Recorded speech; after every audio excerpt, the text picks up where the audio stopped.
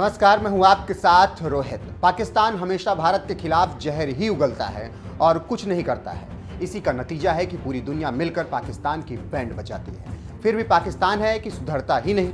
दुनिया के मंच पर ऐसे कई मौके आए हैं जिन पर पाकिस्तान की थू थू हुई है और आज भी पाकिस्तान अपनी जनता के बजाय भारत को अस्थिर करने की कोशिश करता रहता है।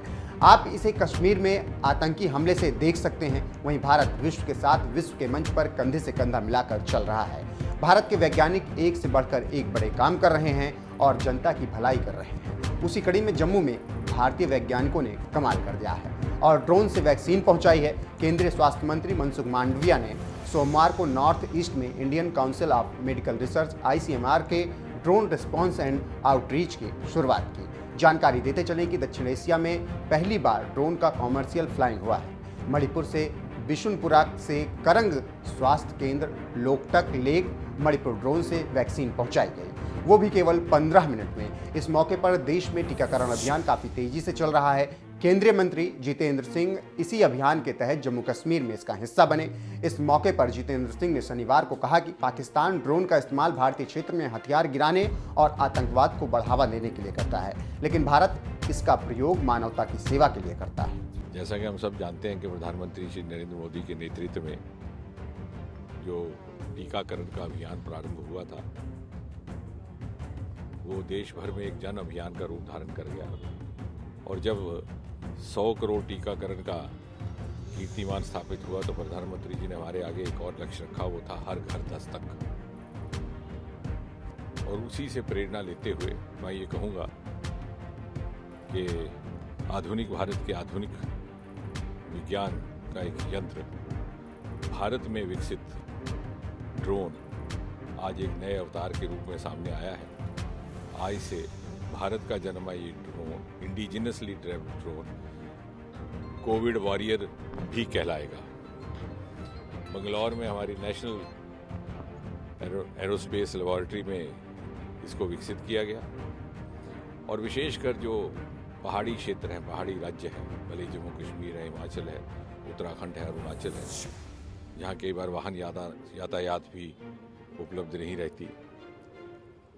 आमतौर से किसी के लिए स्वास्थ्य कर्मियों के लिए भी वैक्सीन पहुंचाना हर एक परिस्थिति में संभव नहीं होता। कहीं नाले, कहीं नदियां, कहीं पगडंडियां, कहीं पहाड़। ऐसी स्थिति में कम कीमत पर इस ड्रोन का उपयोग किया जा सकता है। और दूसरा महत्वपूर्ण विषय ये कि आज इसका आगाज एक ऐसे क्षेत्र में हुआ है जो सीमा पर बसा हुआ है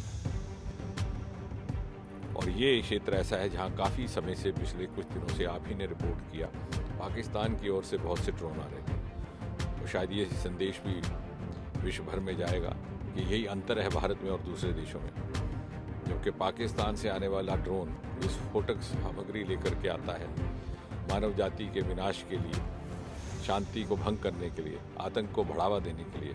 हमारा ड्रोन संजीवनी बूटी लेकर के जाएगा मानव जाति की सुरक्षा के लिए, मानव जीवन को बचाने के लिए, शांति को बनाए रखने के लिए, एक शांति का दूत बनकर। प्रधानमंत्री कार्यालय में राज्य मंत्री ने कहा कि कोविड-19 टीकाकरण में लगे स्वास्थ्य कर्मियों को दूर दराज के इलाकों और पर्वतीय क्षेत्रों में काफ़ी मुश्किलों का सामना करना पड़ता है। ऐसे में जम्मू कश्मीर, उत्तराखंड, हिमाचल प्रदेश, अरुणाचल प्रदेश के दुर्गम स्थानों पर ड्रोन से दवा पहुंचाना क्रांतिकारी परिवर्तन है। जानकारी देते चलें कि GPS निर्देशित इस ड्रोन को NAL ने विकसित किया है, जो वैज्ञानिक एवं औद्योगिक अनुसंधान परिषद CSIR की एक इकाई है। इस ड्रोन की रेंज 55 किलोमीटर है और यह 20 किलोग्राम तक भार ले जा सकता है। वहीं इनिशियल सेंसर के जरिए ये आसानी से लैंडिंग कर सकता है।